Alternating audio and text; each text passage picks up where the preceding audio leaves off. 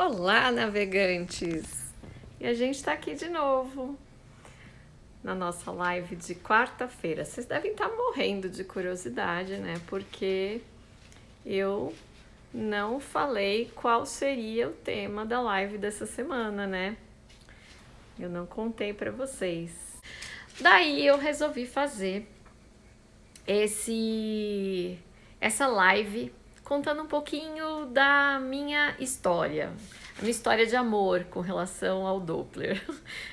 Como toda história de amor, uma história de amor e ódio, né? Porque começa de um jeito, aí depois tem umas briguinhas no meio, enfim. Como é que aconteceu essa história? Eu vou contar pra vocês. Em 2004, eu tava grávida do meu segundo filho, que é uma menina, né? A Nina. E o meu filho mais velho tinha 2 anos. E foi exatamente em 2004 que eu lancei o meu primeiro livro. E nessa época, as universidades particulares, elas mandaram muita gente embora. Eu só não fui mandada embora naquela época porque eu estava grávida, né? Mas em compensação, eles cortaram muitos horários de muita gente. Para vocês terem uma ideia, eu tinha uma carga horária e depois do corte eu passei a ter 10% daquela carga horária. Eu ganhava 10% do valor que o ano anterior eu ganhava. Então foi bem difícil, foi uma época bem difícil. Daí, o que aconteceu foi que, apesar disso tudo, né, eu lançando o livro, como eu estava grávida, eu pensei em bater na porta de vários locais, de pessoas que eu conhecia, centro diagnóstico, pedir emprego. Daí não me deram. Não me deram emprego, todos os centros diagnósticos que eu bati na época fecharam a porta. Não, a gente tá com o quadro completo, não precisa. E aí eu peguei e falei, sabe de uma coisa? Eu acho que eu vou voltar a vou continuar de onde eu parei, que eu tinha feito mestrado e eu não tinha feito doutorado então. Daí eu fui procurar o meu antigo orientador, que também falou, olha, eu não tô orientando mais, eu tô me aposentando. Por que você não procura onde você começou? E daí eu fui bater a porta na Universidade de São Paulo, na Faculdade de Medicina, só que a pessoa que na época tinha me ensinado a fazer ultrassom já tinha subido, já era diretor da faculdade e tal, e aí ele falou, procura tal pessoa. E aí eu fui lá, procurei a pessoa, que foi um anjo na minha vida, doutora Maria Cristina Chamas. E aí quando eu cheguei lá e expliquei que eu queria fazer meu doutorado e tal, eu falei pra ela, olha, só tem um problema, eu tô grávida. Daí ela falou assim, problema? Por que um problema? Tem algum problema com a sua gravidez? Eu falei, não, é só que eu tô grávida. Não, se tem problema para você, se não tem problema para mim, não tem problema para você, então tá tudo bem. E aí ela acabou me aceitando e a gente começou a desenhar um protocolo de pesquisa com um bate-papo. O que você pretende fazer? Daí eu, naquela época, né, falei assim, eu quero fazer um projeto de pesquisa com ultrassom ocular. Cara, daí ela virou pra mim e falou assim, ultrassom ocular? Não, por que você não faz uma coisa mais complicada? Faz com Doppler. Aí eu falei, eu não faço porque eu não sei fazer. Daí ela falou assim, não sabe, aprende. Eu pensei, fácil pra ela, né? Difícil pra mim. Aí ela falou assim, vamos fazer o seguinte, você vai fazer um curso, vai estudar, vai levantar tudo que tem na veterinária sobre isso. Bom, lá fui eu, né? Levantar tudo que tinha na veterinária sobre esse tal de Doppler. Bom, daí eu levantei tudo que tinha na veterinária sobre o tal de Doppler, não tinha muita coisa, 2004, eu grávida, eu falei, sabe de uma coisa, eu vou fazer um curso. Pedi dinheiro emprestado, na época pro meu pai, né, tava numa pendura, ai gente. Daí eu pedi dinheiro emprestado, fui fazer o curso, não entendi nada. Foram 4 dias de curso, queimando a cuca, tá certo que eu tava grávida e tem uma desculpa com relação a isso, né? Quando a gente tá grávida, a gente pensa um pouquinho mais lento, mas enfim. Daí não levantei aquele monte de documento, de artigo, fiz resumo, estudei, cheguei toda feliz pra minha orientadora e falei, eu tenho uma ideia, né, do que fazer. Aí expliquei lá pra ela o que eu queria, ela falou, não, imagina, isso já tem aqui na literatura que você está falando, não sei o que tem. Vamos fazer de Doppler de artéria mesentérica cranial. Eu confesso para vocês que na época eu não lembrava nem onde é que ficava a artéria mesentérica cranial.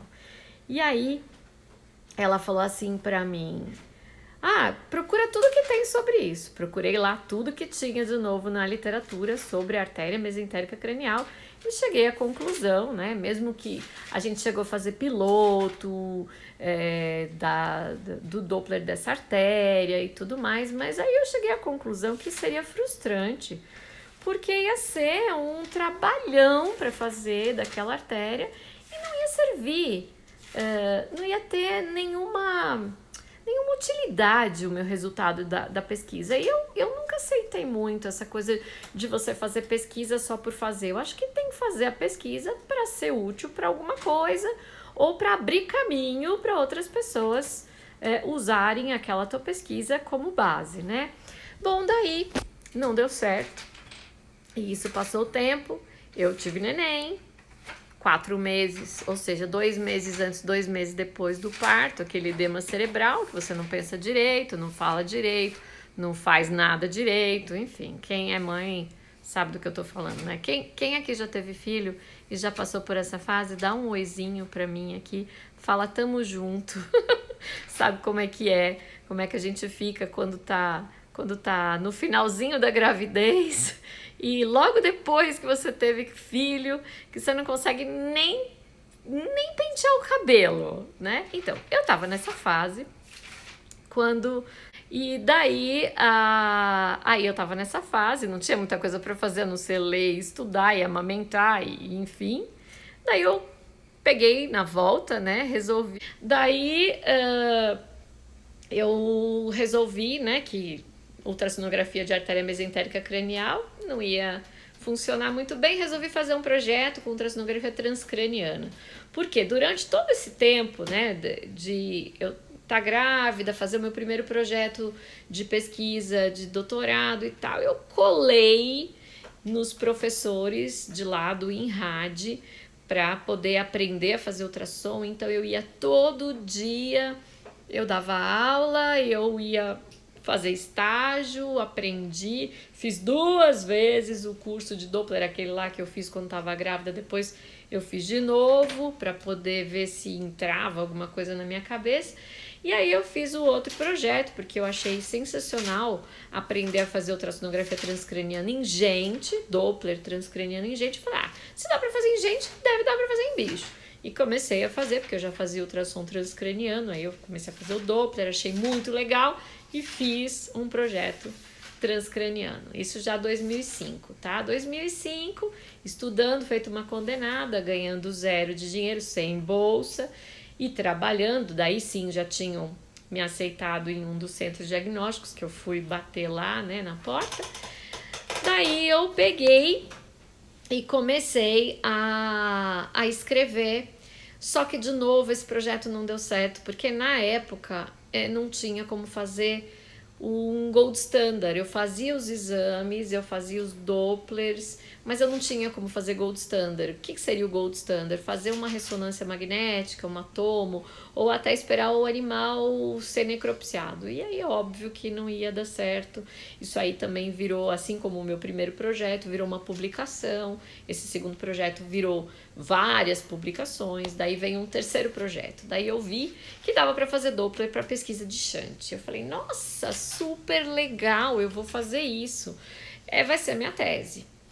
E aí, final de 2005, comecei a trabalhar com shunt, só que também não funcionou direito. Por quê? Porque naquela época tinham pouquíssimos cirurgiões que se aventuravam a tentar fazer a cirurgia. Então, novamente, a falha do gold standard. Eu diagnosticava, não tinha tomo, não tinha ressonância, não tinha cirurgia, não tinha gold standard. Virou uma outra publicação.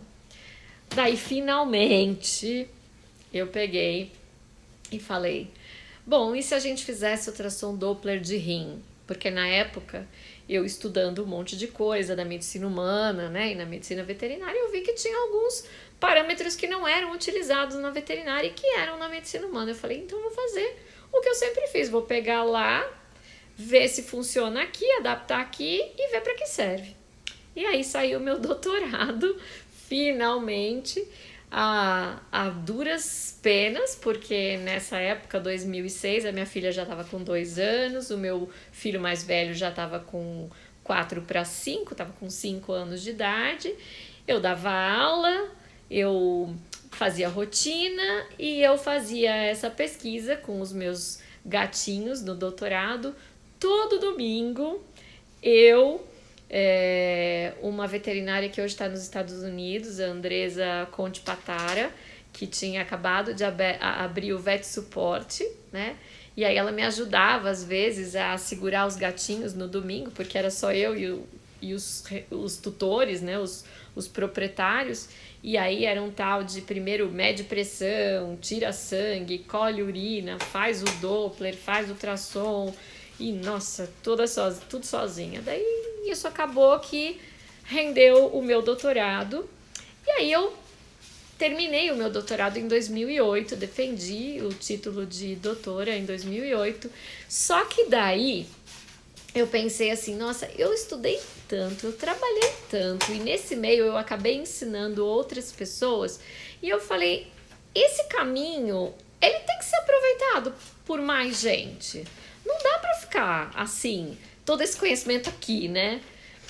Daí eu juntei mais uma meia dúzia de mulheres malucas, como eu, e falei, gente, me ajuda a colocar isso tudo num livro. Daí eu fiz o meu segundo livro, que aliás eu até peguei lá no meu consultório para mostrar para vocês, que é esse aqui.